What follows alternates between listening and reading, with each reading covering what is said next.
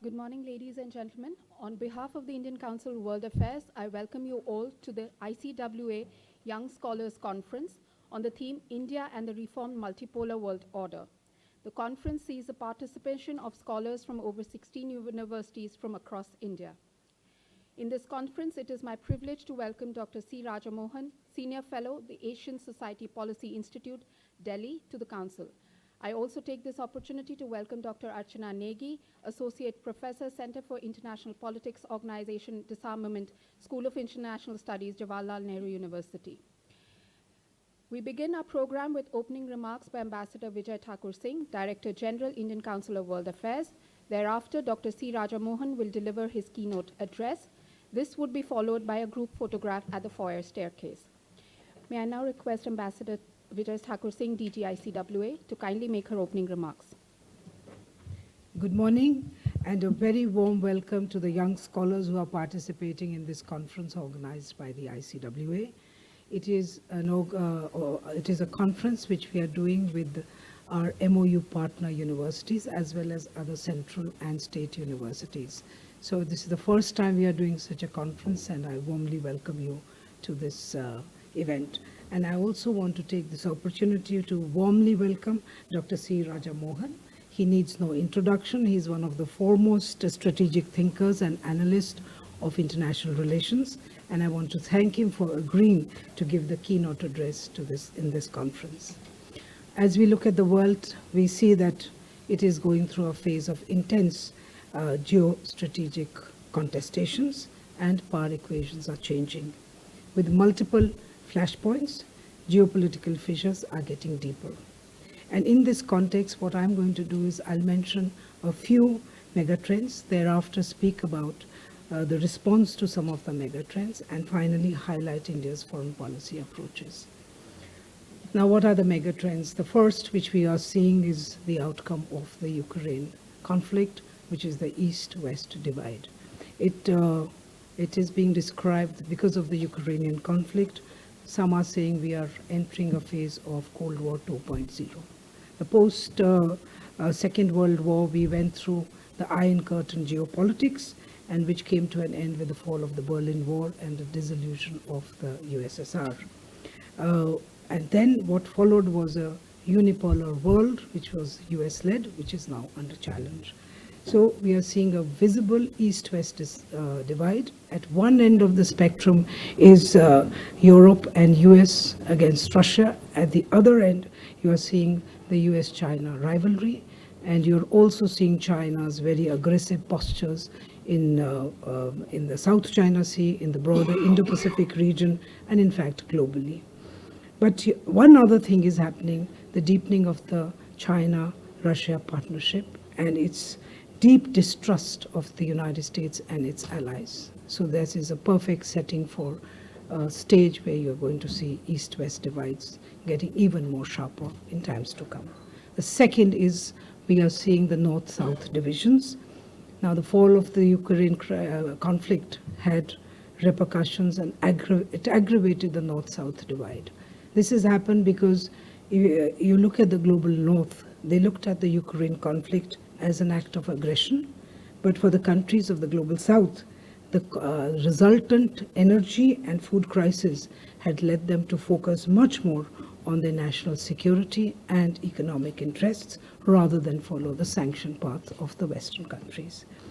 And this result of the Ukraine conflict followed the pandemic results, where you saw some of the Western countries following strategies where they were restricting the supply of vital medicines and vaccines to countries in the global South. So what you are seeing is a sharpening of North-South division, and maybe that is another trend that we bear in mind as we discuss a reformed world order. The other mega trend is a rethink on globalization. Both, again, Ukraine and the pandemic combined to put a lens on the consequences of what is the weaponization of financial system, weaponization of essential medical supplies, of trade, of assets overseas, and therefore the questions about reevaluating globalization. countries are now more interested in looking at secure, reliable, and trusted supply chains, and a globalization process which is more human-centric. There is no blind followers of globalization any longer. The fourth trend that is there is the deep impact of the climate change. It's evident everywhere, whether it is the melting glaciers, rising sea levels, changed weather patterns, and along with that, the exploitation of natural resources. Now, climate change, we all know, is going to have a deep impact on the ways of production, on agriculture patterns, and even human migration. But yet, we are feeling the impact, but what exactly is it going to mean for geopolitics is not yet fully, I think, understood or calculated. The fifth mega trend is, again, technology, which all of us are seeing around us. You're seeing artificial intelligence, quantum computing, you're seeing machine learning, space exploration. So with all that, you're going to see a very dynamic change happening in the world. You know, we saw the computers, we saw the mobiles, 2G, 3G, 4G, 5G spectrums, how much they have changed the way we work. But with these new technologies, what is going to be its impact, we are not really quite sure. And also what is happening is there are no clear rules of global engagement or global governance in these sectors. The danger, we are facing terrorism, and tomorrow, and the terrorists getting access to all these, which is already happening, the dark internet, where the threats from terrorism will rise. The last mega trend is what I'm going to talk about is a very ineffective multilateral orders. You know, post the Second World War, you did have the United Nations, and you set up a kind of a multilateral system, but that multilateral system today is weak and ineffective. You know, you look at the membership of the UN, the United Nations. Today, 193 members as compared to 55 when the United Nations was formed. Yet, the main body which looks at policies relating to peace and security, the UN Security Council, remains unreformed and does not even reflect the changes that have taken place in the basic membership of the United Nations. Then you look at the international financial order. Look at the voting patterns of these global financial institutions. Definitely do not reflect the existing global economic realities. And the third thing which is happening in the multilateral space is that, you know, you did have a large number of international arms controls agreements, and a system was set up, but you are seeing a gradual backsliding on that.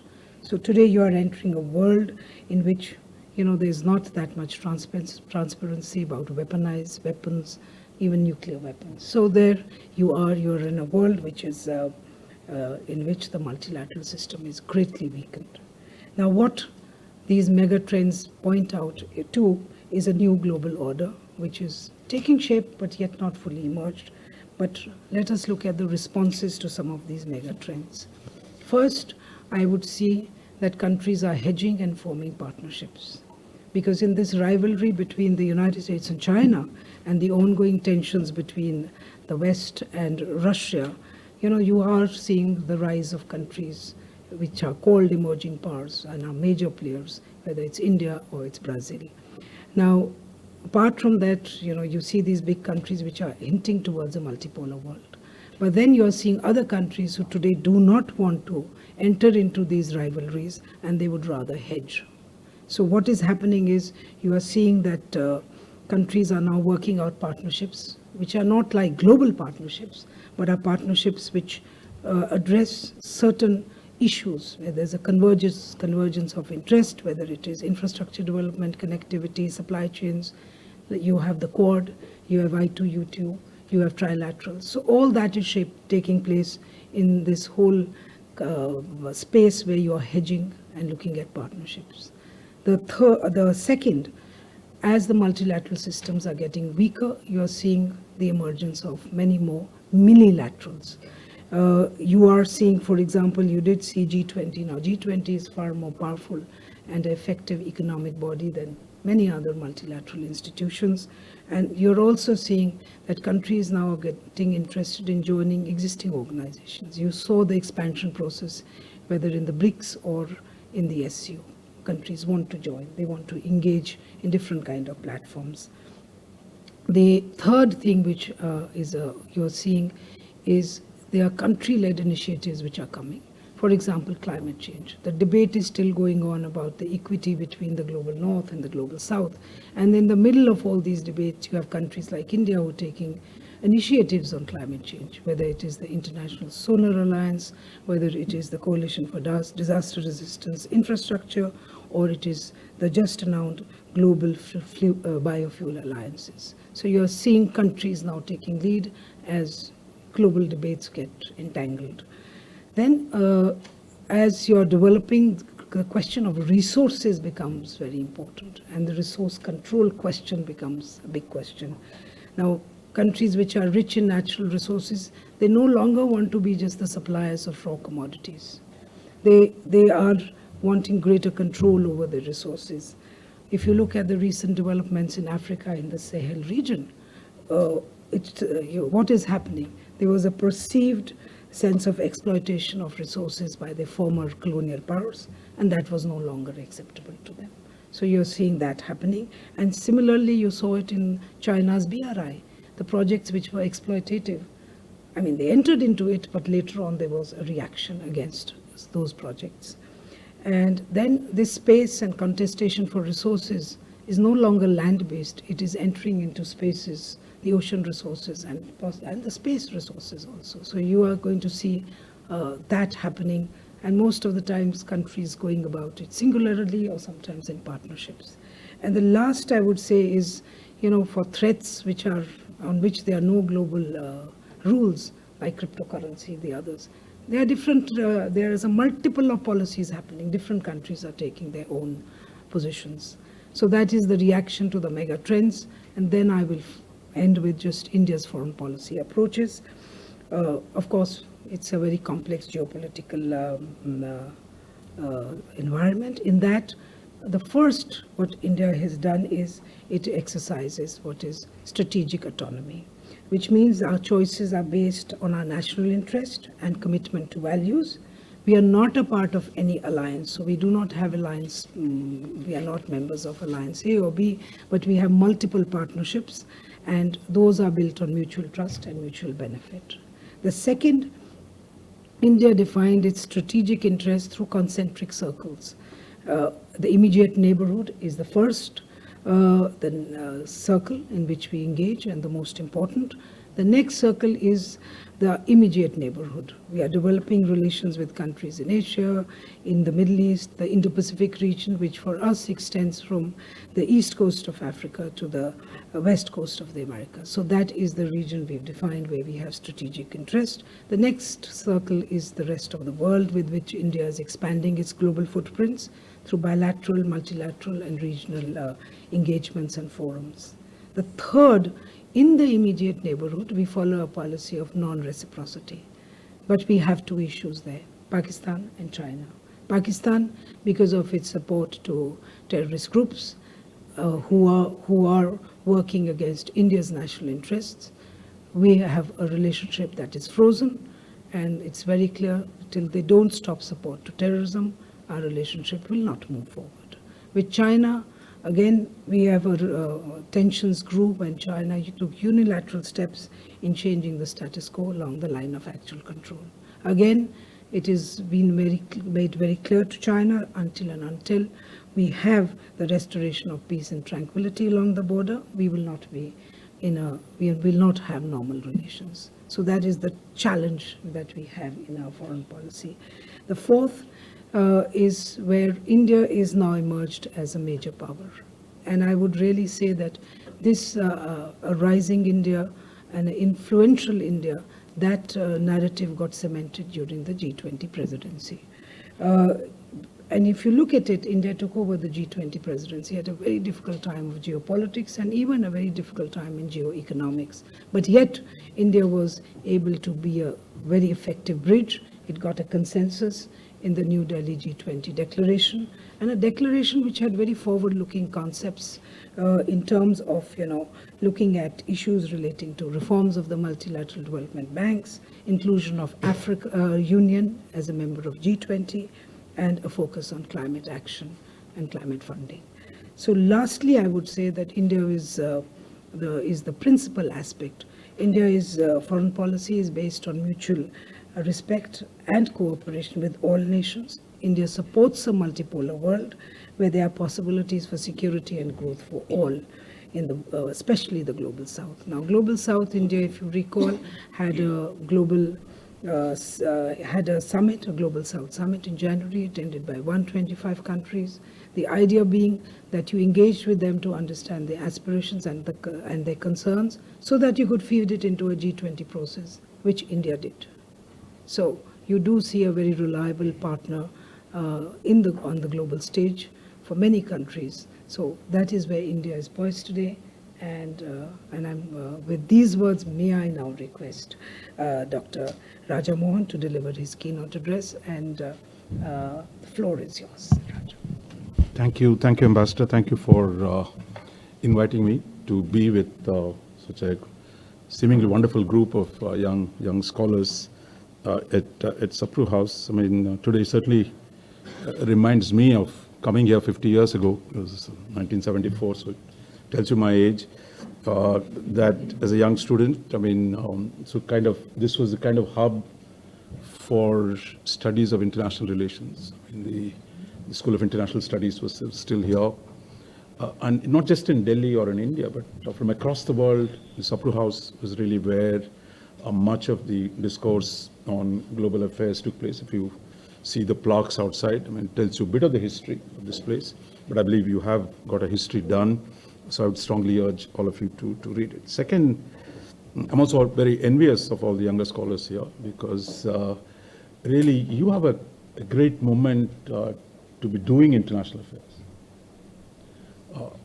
And also the fact that you are Indians and doing international affairs. That's a huge change, because if you go to the 1970s when I came here, I mean, it was not a happy prospect. India was steadily being marginalized in the world affairs, and we were really falling off the radar in multiple ways. So today, to be able to do IR, international relations, as part of Rising India, I think that gives you the kind of opportunities to do more exciting things than the kind of opportunities we've had. So I think it's really a great moment to be doing for all of you.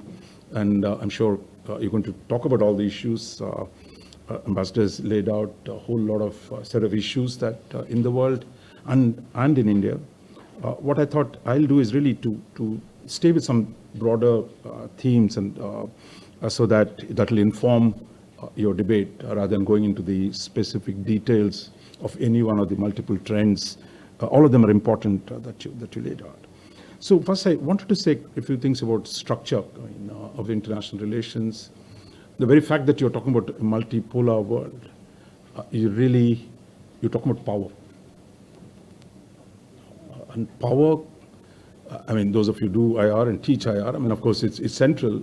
But for a long time, that's not the way India thought about the world. If you go back to the early period of independence, the Asian Relations Conference, in fact, we came out of the interwar period saying power politics was bad. That, like all newly formed countries, I mean, you think, sweeping big ideas, you feel very good about them, and those big ideas will carry the day. But the fact is, power politics, the questions of power kept coming at India. I think so. It was generally a struggle to come to terms with how do you deal with the power distribution in the world, and those problems are never going to disappear. So therefore, studying multipolar world is also about studying about the nature of the distribution of power in the international system, and how that affects international relations as a whole, what kind of options, challenges that it presents to India. So therefore, the distribution of power is a central question in the international system. And I think today we are at a very critical phase, as the ambassador pointed out. The second thing here is, you make a mistake about reading the distribution of power, you can make terrible mistakes. I mean, if you go wrong in how to judge where the power distribution is, you could make decisions which are costly. I mean, this is not somebody being stupid or clever, but the fact is, choices you make, especially when great power relations are changing, would have long-term consequences. While you can make big mistakes in domestic politics, but somebody will reverse it. The Supreme Court will change it, or the next election, when you throw the one rascals out, the next rascals will come. And so there is actually inbuilt room, because it's your own constitution, it's your own politics, it's your own courts, your own how the political leaders will compromise with each other. But in international politics, you don't have that opportunity. That mistakes made are difficult to undo. I'll just give you, one example. If you go back to the Second World War, we're middle of the 20th century, the big shifts that were taking place in the power distribution. It was still a fight among the European powers. Soviet Union was slightly outside, the United States was across the ocean. The breakdown of the European system a second time, and the judgments that the Asian colonial leaders had to make of how is this going to play out? What does it do for colonial, our freedom struggle, which had gained ground in the interwar period? If you look at in India's own national movement, it got split three ways of understanding the world. You had, say, the left, the communist parties, which were very strong in the interwar period. First they said, this is an inter-imperial war, we have nothing to do with this war. But when Germany attacked Soviet Union, the communists came out fully supporting the war effort and fully backed the British government, because they said fighting fascism is the bigger danger, is the bigger priority than throwing colonialism out that could be dealt later. Second, you had Subhash Chandra Bose, who said, I'll collaborate with Nazis or German or Japanese, it doesn't really matter for me. My priority is to throw the Brits out. The Congress Party took a third line, which was, we're against fascism, we are for independence, but we're not going to support any war effort. So 1939, the Congress resolution saying we were not fully consulted, we want timeline for independence. What are the reasons given? So we had the Congress Party that opted out of the war. We had left switch from one side to the other, and you had Subhash Bose aligned with one part. So what was the net result? This is not to sit on judgment of any of those groups, but as a result, what happened? 2 million Indian soldiers in the war. India's contribution to the Second World War was immense, but yet you had no say in its outcomes. Today we keep saying Security Council, Security Council, Security Council, but the fact is, China was in the middle of a civil war. They of course, Chiang Kai-shek, and they fully supported, because the aims of the Allies and the Chinese enemies were the same. Both were fighting Japan in Asia. So therefore, Chinese got into the Security Council with much less contribution, while India, which actually contributed to the war, you kept out. And then we also lost control of the terms of partition that took place, because the Muslim League supported Second World War, the Congress opposed it. So therefore, these are historical issues, I would strongly urge, because we normally don't teach this to ourselves. The choices that were made at the time saw the Congress Party, the mainstream national movement, lost control over the terms of partition and how that played out. And then you got into all kinds of troubles. So it's only to illustrate that judging how great power relations work out, that if you're clear Germany was winning, okay, you take a particular position, it plays out. Or you thought Japan is going to be the new Asian great power. So you can make that, but you make that judgment. There are costs if one of them loses. So I think that's where it's not just about deciding who's good or bad. It's also about how does the power distribution work itself out? Who is going to win? Who is going to lose? So those become primary. And if you make a mistake in making choices on wrong judgments, then the cost of, we're still struggling to undo some of the things on partition or some of the choices that happened at the time. So therefore, the need to think about power constantly and engage with it and make informed judgments about how we deal with the distribution of power.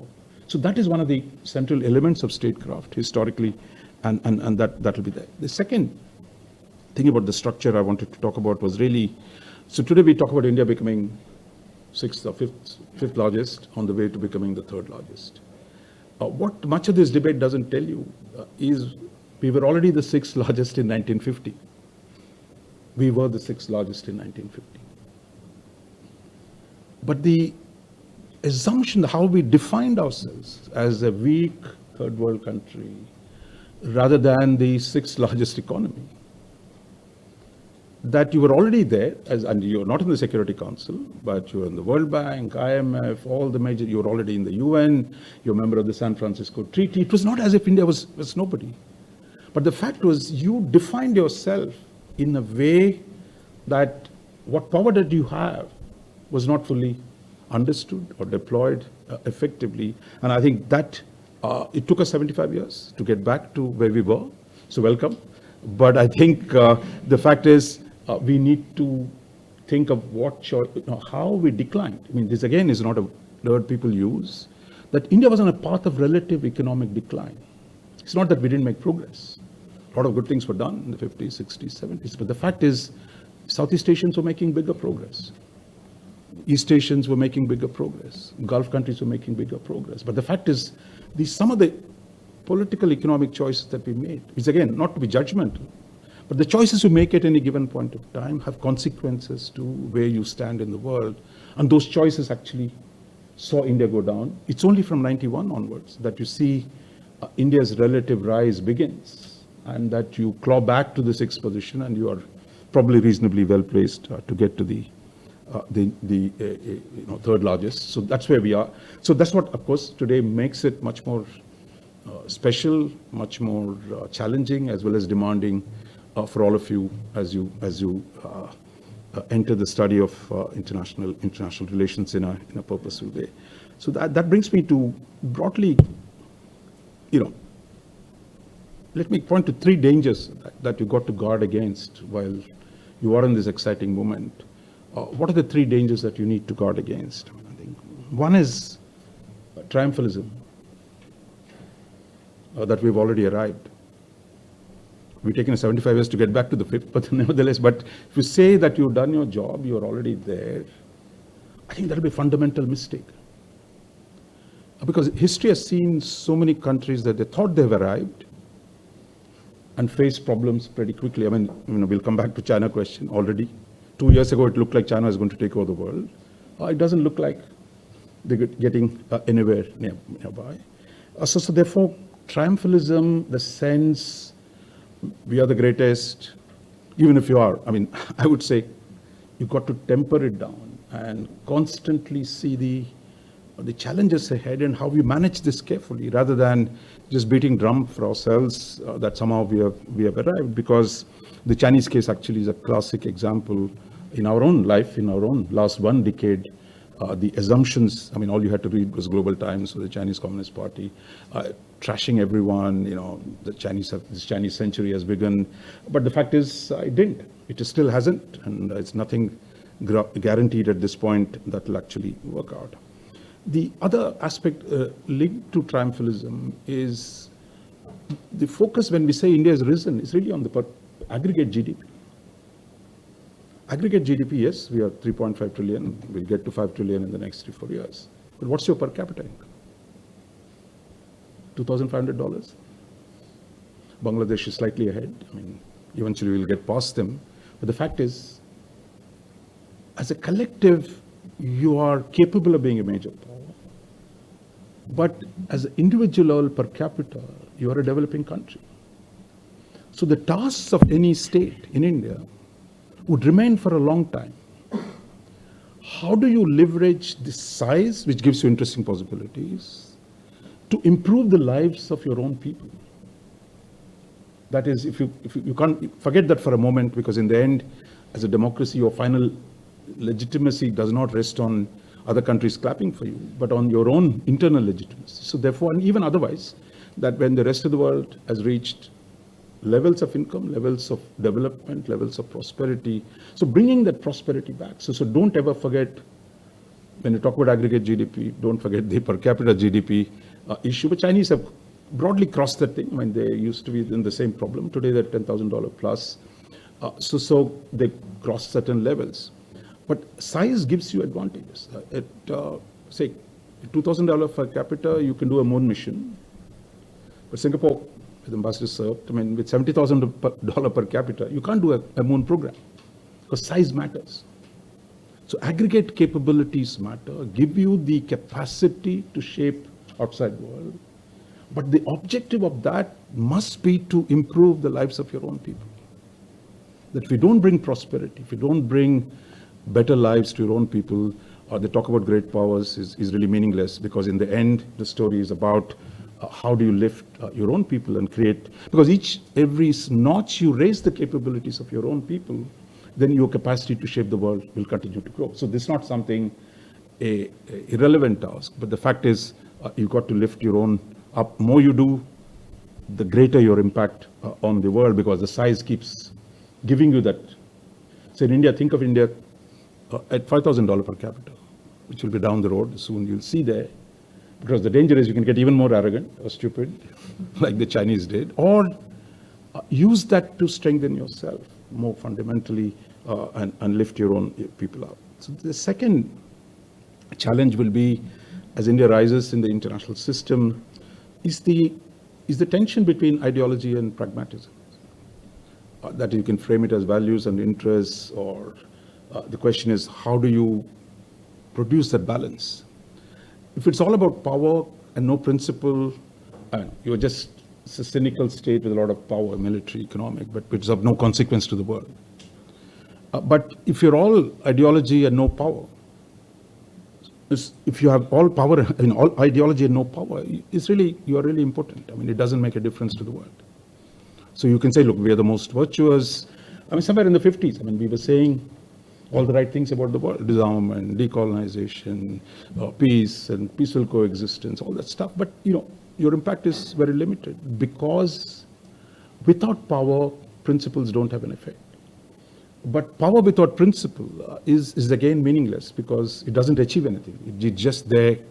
You can occupy other people's territories, you can grab here and there, but it means nothing. So when you think of the world order, I mean, I think for a country like India, I mean, I think we need to build that balance. That's one part. The second part is really, you can't let ideology overrun practical policies.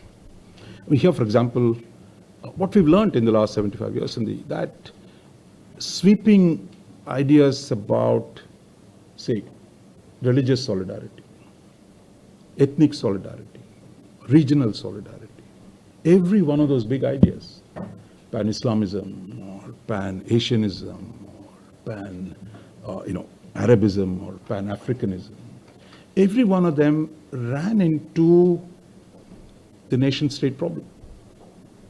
Like Islamic Republic of Iran, if you go back to the founding principles, they talk about 1978, 79, they say their foreign policy is about promoting Islam, but they can't get along with their own neighbors.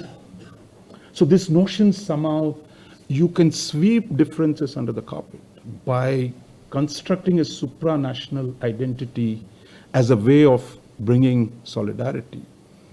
It doesn't work. In Asian Relations Conference took place here. Even now, 75 years later, India and China don't know how long is the border. Chinese say 4,000 kilometers. We say 4,000. Chinese say 2,000. We don't agree on where the border is. So merely claiming an ideological affinity or a solidarity does not resolve problems. So if we don't resolve the problems, if we don't have the pragmatic way of dealing with it, simply proclaiming whether it's non-aligned movement, whether it's Asian unity, Arab unity, every one of them has run into problems because the limits to how far, because every one of them has to deal each nation's own interests, nation's own challenges, and the tension. I mean, if you just have to look at the history of Soviet Union, as a Communist Party of Soviet Union, how did it struggle to reconcile ideology with national interests?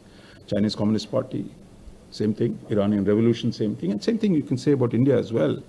The kind of ideas, the Indian national movement was led by lawyers, all liberal internationalists at the time, and the sense of what they thought the world ought to be and how the world was, that gap, and how does India look after itself.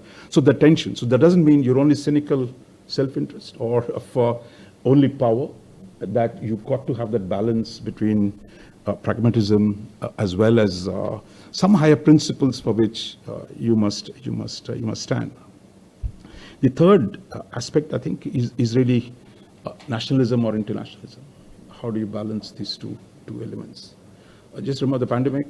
Only recently, we announced with this thing, look, we want to give vaccines to the other developing countries. But the moment you started sending, you had a second wave. The same people who are praising the government of India said, hey, what the hell are you doing? I mean, why are you sending vaccines out? We need it more than giving it to somebody else.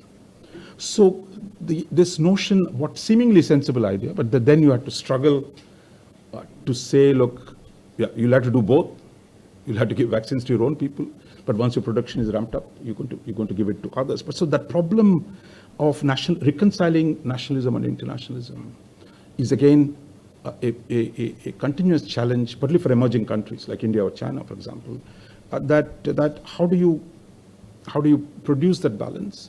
Because merely, you can be a small country and be purely nationalist, but if you're a large country with aspirations to shape and contribute to the world order, you've got to be a lot more, mindful of the world, at the same time, not forgetting your own national interest and national considerations. So I think balancing them becomes very, very important. And here I would certainly warn against hyper-nationalism, which will make it worse. Nationalism is bad enough, but hyper-nationalism tends to then blindens you to the problems, and your capacity to deal with the rest of the world begins to decline. It's exactly what's happened to China. The hyper-nationalism, the wolf warrior diplomacy, the sense that you could, Japan doesn't matter, India doesn't matter, Vietnam doesn't matter. So what are the consequences of that? And you thought West is in decline, America is finished. So it took genius of Xi Jinping to turn a pacifist Japan into rearmament. It took a non-aligned, neutral India into friend of the United States. It took Xi Jinping to turn Vietnam, a fellow communist country, to sign a strategic partnership agreement with the United States. And the Philippines, that seemed to be going Chinese way, is turned around. So this notion that you have every right, you know everything, it's your interests that matter, even when you have the power. Like China had the power differential vis-a-vis its neighbors. For example, vis-a-vis India, 5 times bigger GDP. Japan, 4 times GDP. Defense spending 5 times larger than India and Japan. But yet, if you push your people too hard, other people too hard, they will fight back. That's why the coalitions that have emerged in Asia today to deal with the Chinese power. So therefore, hyper-nationalism actually is counterproductive. That you've got to be balanced, you've got to manage that, whether through the regionalism idea, through multilateralism, through coalitions, that tempering nationalism, hyper-nationalism, and being able to get along with others, building coalitions, building partnerships, becomes so important. So I would say these 3 challenges, triumphalism, well, that doesn't mean you be pessimistic. So you've got to be objective. These are my capabilities. These are my possibilities. How do I best way to achieve them? And then the question of ideology, how to temper ideology, power and principle, and then nationalism and internationalism. So these are the 3 broad tensions that in any rising power will have to deal with it. So I'll just conclude with just a couple of thoughts. That as you look ahead, I think many issues, Ambassador pointed out, that the capacity to make rules, which is what differentiates big powers, major powers from the rest. And the challenge with the size gives you that capability today. And I think they're dealing with that, whether it's climate change, whether it is cryptocurrencies, whether it is a digital public infrastructure, that you need the capacity to operate on a cross-cutting domain. And I think much of IR, we grew up, when I did my PhD, did on nuclear issues, which was not mainstream at the time. Later, that issue became quite central. But today, the question of technology, the question of externalities like climate change, the capacity to deal with those issues and integrating these multiple dimensions of statecraft is one of the great challenges as we grow bigger and bigger that you need to create rules, you need to negotiate with others in drafting those rules, which would require your ability to integrate, understand first, integrate the imperatives of different domains. So what was, when I was doing nuclear, was a boutique subject. I mean, it didn't really, it was cute and nobody else was doing it, so I got my breaks. But the fact is today, cyber is not a cute boutique subject, it is central. So those of you who read basic stuff, I mean, it's not just pol science and theories there, but you also got to be, those who do integrate, how does the Indian economy, so it's not just, again, a foreign policy problem, because there's nothing purely foreign policy, because what you do with your technological industries today, how you build a semiconductor plant, that is not a foreign policy problem. You've got to get your industry in, because historically we were state-centric, private sector was not a player, but today, your private sector is a bigger player. How do you bring them into understanding this cross-cutting issue? Reading with trade and commerce. It's not just a foreign office, there's a commerce ministry, there are Indian industry. How do you reconcile these multiple interests at home with the changing world? After all, you are in a world where globalization has taken a back seat. So how does India negotiate its position by integrating these new challenges externally, as well as new possibilities internally? So these, I think, are the emerging challenges, and I think as you turn, the opportunities are exciting. Unlike us, I mean, is to take notes on cards here, so your productivity tools are wonderful, that you can do a lot more, lot quickly, lot easily, and that allows you to focus more on thinking and reflecting and doing things in the world. And as India becomes a major power, it needs a lot more people who can actually contribute to the discourse. I mean, there's a lot of interest today. I don't know, it's not informed perhaps, but the fact is there is global interest. But tomorrow, if you're negotiating a cyber negotiation, you need enough people to raise issues, to debate it within ourselves. So therefore, I think you need a larger cadre of more informed people and people who can teach others, create the next generation to deal with a more complex world. A complex world in which India has actually a role to play, unlike in the last century. That, I think, is what I think your great opportunity. So let me wish you all the best and good luck with the seminar. And thank you, Ambassador, again for inviting me.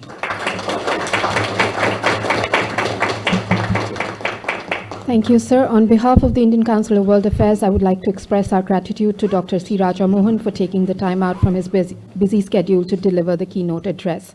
Now, may I request all our scholars to kindly assemble at the foyer staircase for a group photograph quickly, and then we will reconvene here for our first technical session. Thank you.